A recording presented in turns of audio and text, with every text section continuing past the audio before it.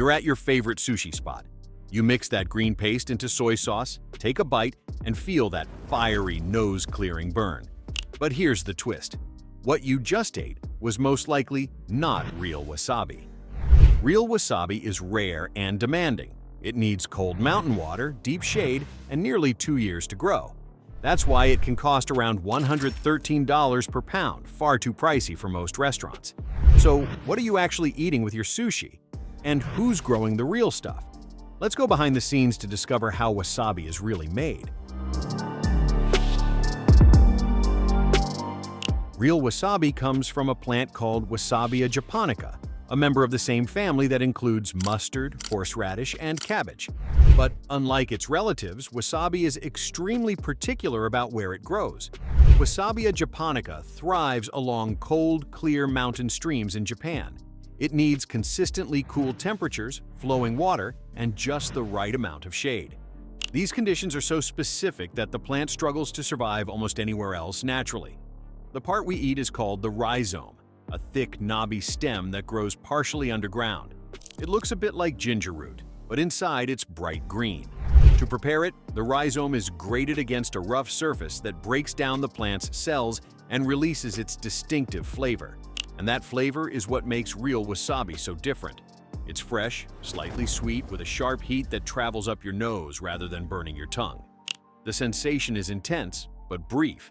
It clears quickly, leaving behind a clean, bright finish. But that unique flavor comes at a price. Real wasabi is one of the most expensive vegetables in the world, often selling for over $100 per pound. The reason is simple. Growing Wasabi japonica is incredibly difficult. The plant is fragile, slow-growing, and demands conditions that are extremely hard to replicate outside its natural environment. So how do the few farmers who grow it actually make it work? Real wasabi farms are tucked away in the cool mountain regions of Japan, and they look like carefully engineered ecosystems. Most traditional wasabi farms are built along natural mountain streams. The plants grow in shallow, constantly flowing water, with their roots anchored in beds of smooth rocks and gravel. The flowing water serves two critical purposes.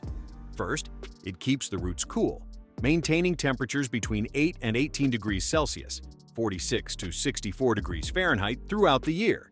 Second, the moving water continuously oxygenates the roots, preventing rot and disease. If the water stops flowing, the plants can die quickly. Farmers must also carefully control sunlight. Too much direct sun can scorch the leaves, while too little slows the plant's growth. Many farms use shade cloths or grow wasabi beneath forest canopies, recreating the light conditions of the plant's natural habitat. But even under perfect conditions, wasabi grows incredibly slowly. A single plant typically takes 18 to 24 months to reach the size ready for harvest. One mistake, a sudden temperature change, contaminated water, or too much sunlight can destroy an entire crop. That combination of precise conditions and extreme patience is what makes real wasabi so rare and so expensive, which raises an obvious question. If real wasabi is this difficult to grow, what is the green paste most people are actually eating? The truth is, most wasabi served in restaurants, even in many high-end sushi spots, is a carefully designed substitute made from a handful of common ingredients: horseradish, mustard powder, starch, and green food coloring. Horseradish provides the sharp, sinus-clearing heat. Mustard powder adds another layer of pungency. Starch helps bind everything together, giving the mixture that familiar paste-like texture. And finally, the bright green color is simply food dye, added to make the mixture resemble real wasabi. This substitute exists for one simple reason: economics. Real wasabi can cost around $100 per pound and has a very short shelf life once harvested, often only about 2 weeks. For restaurants serving dozens or even hundreds of customers a day, using authentic wasabi on every plate would be incredibly expensive. The substitute, on the other hand, costs a fraction of the price and can be stored for months in sealed tubes or packets. And to be fair, the imitation works surprisingly well. It produces the same sharp, nose-clearing sensation and a similar pungent flavor. For many diners who have never tasted real wasabi, it's convincing enough.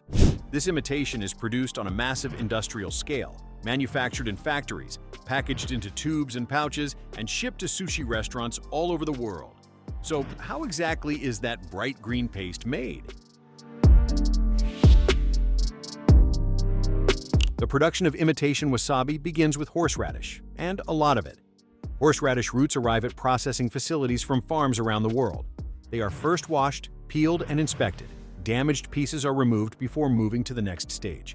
The cleaned roots are fed into industrial grinders that shred and crush them into a fine, wet pulp. This horseradish pulp is then transferred into large stainless steel mixing tanks, where the real transformation begins. Precise amounts of mustard powder are added to intensify the heat. Cornstarch or modified food starch is mixed in to create the familiar paste-like texture. Stabilizers help extend shelf life and keep the mixture consistent over time. Then comes the ingredient that gives imitation wasabi its unmistakable look: green food coloring. Typically a blend of blue and yellow dyes, it's carefully measured to produce the bright green shade people associate with wasabi. Huge mechanical mixers churn the ingredients together, blending everything into a smooth, uniform paste. The texture has to be just right. Too thick, and it won't squeeze properly from a tube. Too thin, and it won't hold its shape on a plate. Once the mixture reaches the correct consistency, the paste is pumped through pipes into automated filling machines. These machines work quickly, dispensing the paste into plastic tubes, small packets, or larger containers destined for restaurant kitchens. The packages are then sealed, labeled, and boxed by the thousands. In just a few hours, what started as raw horseradish roots has become the bright green paste recognized around the world as wasabi. But while this imitation dominates the global market, a small number of chefs and restaurants still insist on the real thing: freshly grated wasabi japonica, prepared moments before it reaches your plate. When a chef uses real wasabi, the preparation becomes a ritual.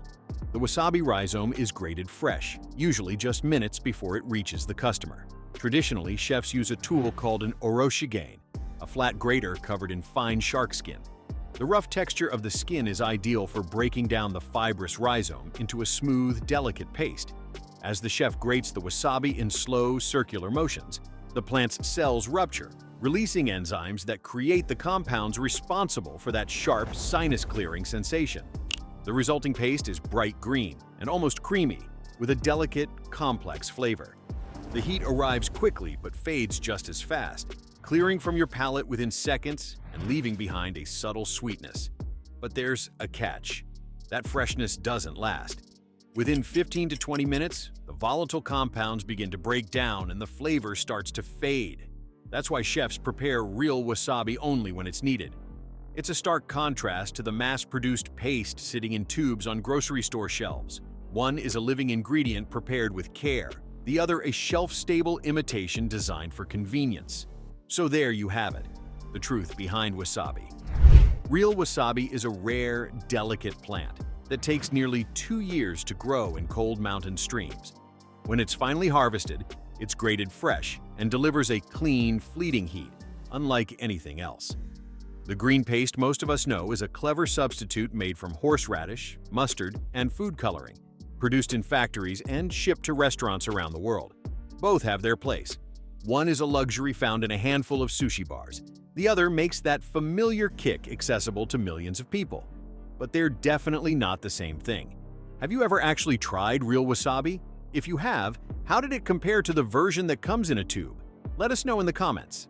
And if you enjoy seeing how foods are really made, from farms to factories, consider subscribing to the channel. Until next time, thanks for watching.